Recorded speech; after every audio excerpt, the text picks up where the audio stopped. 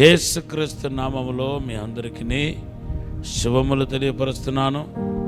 Morning మన్నా అనే ఈ కార్యక్రమం ద్వారా మీలో చాలామంది దీవించబడుతున్నారు, మేలు పొందుకుంటున్నారు.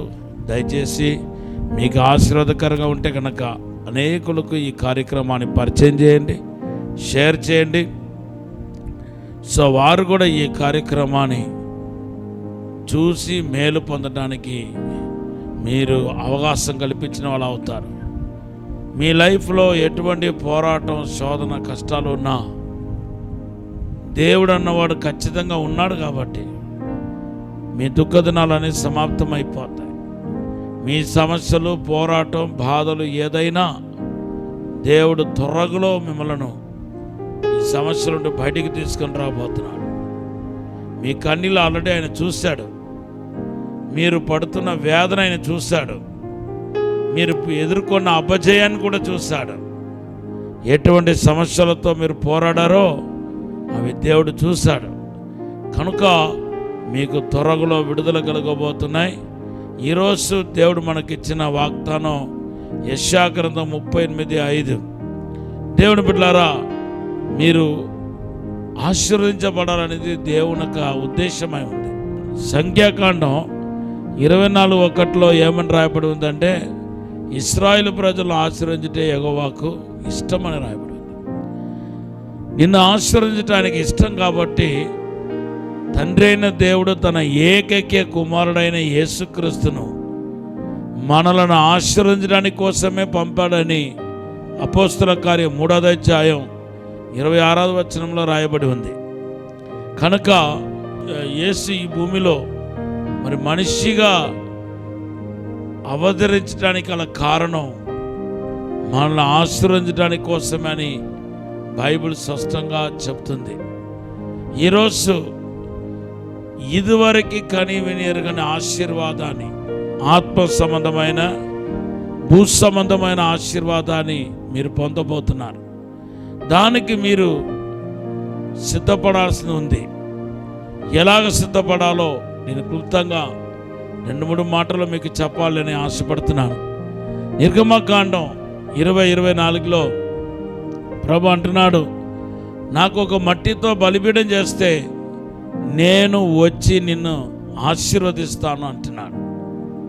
దేవుని బిడ్డలారా, ఈ బలిపీఠ జీవితంలోనికి మీరు అడుగుపెట్టండి. బలిపీఠం అనేది ఆధ్యాత్మికమైన జీవితాన్ని చూపిస్తుంది. అవును, కొత్త నిబంధనలో ఈ సత్యాన్ని ప్రభు వేరొక అర్థమయ్యే రీతిలో మాట్లాడాడు. మీరు మొదటిగా దేవుని రాజ్యాన్ని వెతకండి, అప్పుడు ఇవన్నీ మీకు ఇవ్వబడతాయని మత్తయి సువార్త 6వ అధ్యాయం 31-33 వచనాల్లో ప్రభు పలకటాన్ని మనం చూస్తున్నాం. ఈరోజు మీ జీవితంలో కనపడుతున్న ఆ శాపాన్ని విరిచి మిమ్మల్ని దేవుడు ఆశీర్వదించాలని చెప్పి ఆశపడుతున్నాడు. దానికి మీరు చేయాల్సిన పని ఎంత ఏంటంటే బలిపీఠ జీవితంలోనికి రావాలి. బలిపీఠం అనగానే మనకు ప్రార్థన గుర్తుకొస్తుంది.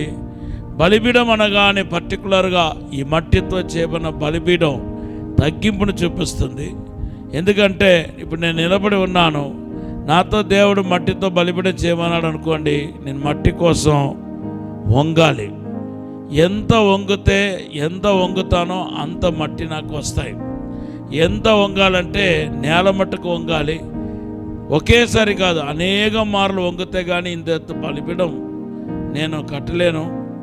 కాబట్టి ఈ అనేక మార్లు వంగటం అనేది విధేయతను, దేవుని ఎదుట తగ్గింపును చూపిస్తుంది.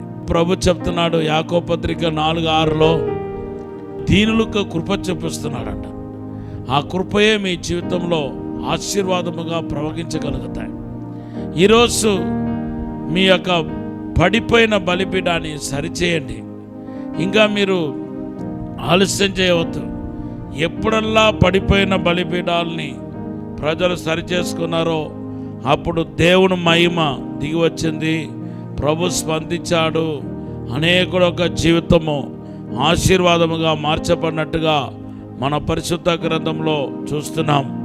మొదటి రాజుల గ్రంథంలో చూస్తే ఏలియా బలిపీఠాన్ని సరిచేసుకున్న తర్వాతనే పరలోకం నుండి అగ్ని దిగి వచ్చినట్టుగా మనం చూస్తున్నాం. మొదటి రాజుల గ్రంథం 18వ అధ్యాయం 30వ వచనంలో మనం చూస్తున్నాం. ఎప్పుడైతే ఈ బలిపీఠం సరిచేయబడిందో అప్పుడు దేవుడు ప్రార్థన ఆలకించాడు. మొదటి రాజుల గ్రంథం 18:37-38 మనం చూస్తున్నాం. పరలోకుండా అగ్ని దిగి వచ్చింది. ఆ దినము అవసరమైనది ఎలియాకు అగ్ని కోసమే ప్రార్థన చేశాడు. పరలోక నుండి అగ్ని దిగి అసాధారణమైన రీతిలో అగ్ని దిగి రావాలనుకున్నాడు. ఈరోజు మీ ప్రార్థన ఏంటో చెప్పండి. మీ ప్రార్థన ఒకవేళ మీరు మీ కుటుంబం ఆశీర్వదించబడాలనేది ప్రార్థన అయితే ఖచ్చితంగా దేవుడు మనల్ని ఆశీర్వదించబోతున్నాడు. మీ జీవితం చిగురించబోతున్నాయి. మీ లైఫ్లో పోగొట్టుకున్న సమస్తాన్ని దేవుడు మీకు తిరిగిపోబోతున్నాడు. మిమ్మల్ని వర్తలు చేయబోతున్నాడు. మీ సైడు మీరు సరిచేసుకోవాల్సింది ఎంత బలిపీఠపు జీవితాన్ని, మీ ప్రార్థన జీవితాన్ని సరిచేయండి. నీ పరిశుద్ధ జీవితాన్ని సరిచేయండి. ఎక్కడెక్కడ బలహీనమైపోయారో, ఎక్కడెక్కడ పడిపోయారో మీరు సరిచేయండి. ఎందుకంటే బైబిల్లో ఎంతో స్పష్టంగా రాయబడి ఉంది, పాపులు మొర్రను ఆయన ఆలకించడు అనే మాట స్పష్టంగా పరిశుద్ధ గ్రంథంలో రాయబడి ఉంది. కీర్తన 66:18 దావీదు అంటున్నాడు, నా హృదయంలో పాపాన్ని లక్ష్యం చేసినడలా యెహోవా నా ప్రార్థనను ఆలకించకపోను అంటున్నాడు. అంతేకాదు యోహాను సువార్త 9:31 పాపుల మొరను ఆయన ఆలకించడని మాట రాయబడి ఉంది. కనుక మీరు దయచేసి పరిశుద్ధపరచుకోండి. ఎక్కడెక్కడ ఏ విషయంలో బలహీనమైపోయారో అవన్నిటినీ సరిచేసుకుంటే మీ బలిపీఠాన్ని మీరు సరిచేసుకున్నట్టే దేవుడు మిమ్మల్ని ఆశీర్వదించినట్టే. ఈ మాటను దేవుడు దీవించినగాక. ఒక చిన్న ప్రార్థన చేస్తాను. పరిశుద్ధము నమ్మకమైన పరలోక తండ్రి, నీకు వందనాలు, స్తోత్రాలు ప్రభా. మమ్మల్ని క్షమించండి ప్రభా, పరిశుద్ధపరచండి ప్రభా. ఇప్పుడే విశేషమైన కృప దయచేయమని అడుగుతున్నాను తండ్రి.